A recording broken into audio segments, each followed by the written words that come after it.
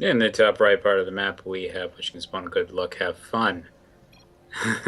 It is none other than Swanky's Caesura. And in the bottom left, Cloud Kingdom Ladder Edition. He is bright blue this time. This is Swanky's Anticitizen.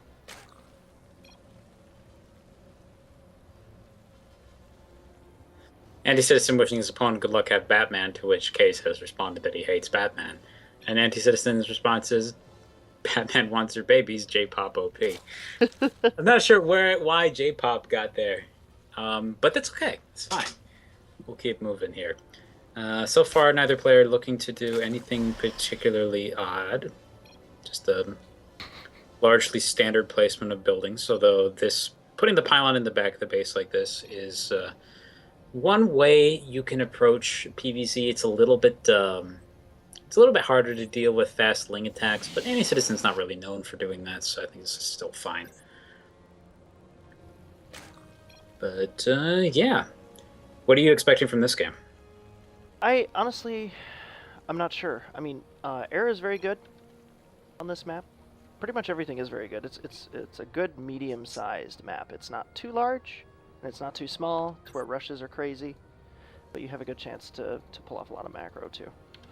So, I mean, it could be anything. I mean, I would expect Anti probably to go for Beavis because he likes banding right now.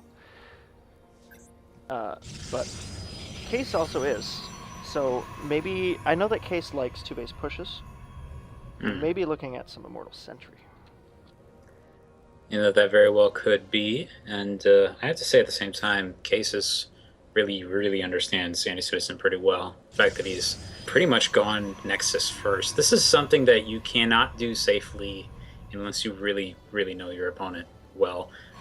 He wants a Brood War show match. That's actually fine. I don't know, like, shit about that game. I could learn it, but I can cast it. I know how to stream that game. Not hard. So, Anti-poking his Overlord in here. Realizes that Mr. Caesura has double gas. Has he picked up on... No, he actually hasn't seen the expansion yet. Yep, totally dark on that side. But yeah, Brood War is fine. I don't have a problem with that. I'd have a much harder time telling you what's going on, but since the game is also so much slower paced, that's probably a little bit less of a problem anyway. Right. The kind of the way that game worked is you had really well planned transitions out of aggression. So, for example, the Protoss against the Terran. The Protoss would always build 2 or 3 Dragoons. What's a Dragoon? It's like a tougher Stalker. It's the Stalker's older brother, and that's who the Stalker asked to come down and beat up the bully for him. It was a Dragoon. And the problem with that, though, is that his older brother was huge and couldn't get through tight corridors very well, so if the bully ran down an alleyway, there was nothing the Dragoon could do about it. Yeah, that's that relationship there. But you would get 2 or 3 Dragoons, and you'd be able to pressure the front of the Terran's base as he went for a fast expand, and then he would get down a bunker. And he would have to properly repair and micro against the shots of the Dragoon until he got a siege tank out, and then it would transition to the next phase of the game where the Terran would be more aggressive. And that was literally every PvZ. And also the Dragoons would probably trip over themselves and flip upside down once in a while because their pathing is absolutely terrible. Yeah, well, the best part of the pathing in Brood War, bar none, was that moment when you would send a group of units somewhere, and about 90% of them would go there. And then for some reason, one of them would get stuck on the corner, get real confused, and run halfway around the map to go to that location. And you're like, why? What are you doing over there? There's a reason you died in the first place. Yes. Anti. Third. What's rather interesting, too, is that technically the Dragoon model is actually in the editor, and if you throw it in a map, it has about the model size of an Archon. So if you can imagine the way Archons move, it's better than Dragoons were in the first game, but they still get kind of stuck on each other and don't all attack. And the very least, you have to move them like halfway into their attack range, or half of them will not shoot. Yeah. Oh, we got a couple sentries picking on this Scout Overlord. I know that he is definitely dropping his third Nexus. And Anti has a third base of his own, nearly complete. This is an incredibly aggressive, incredibly greedy, sorry, not aggressive, incredibly greedy play from Case here, unless he plans on faking his opponent out. Trying to go for this at this point, it would not be that hard for Anti-Citizen to actually pressure this really, really hard. There's only 3 sentries right now to defend it too, so he's leaving himself quite open to attack. But it doesn't look like Anti-Citizen's take. Well, yes, he is. There's a bunch of links.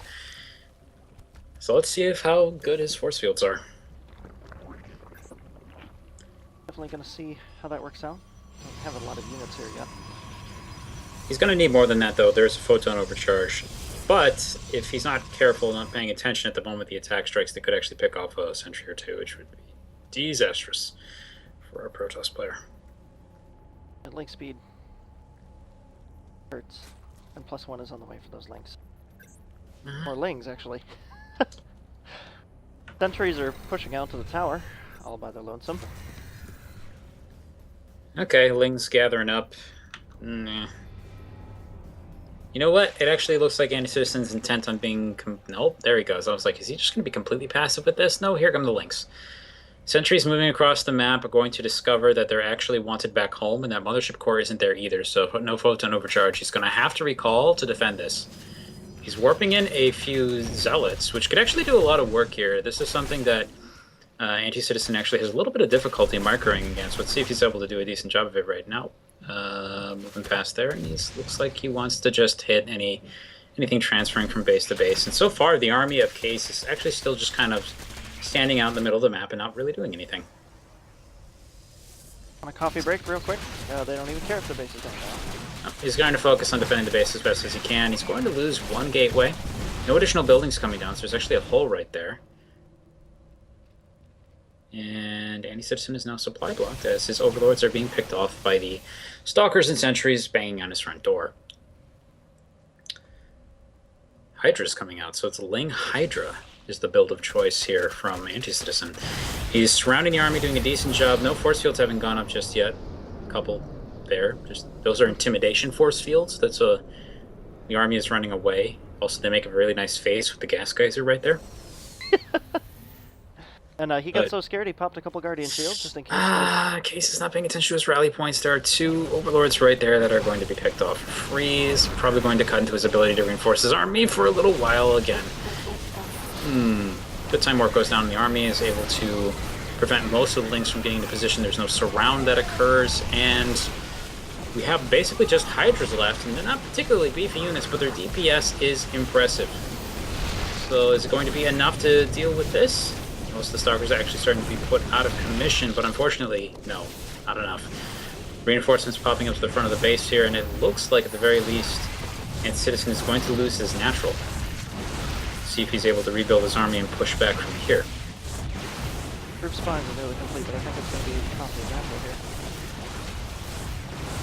And as you... Yep. That's a pretty tough one. Rough push.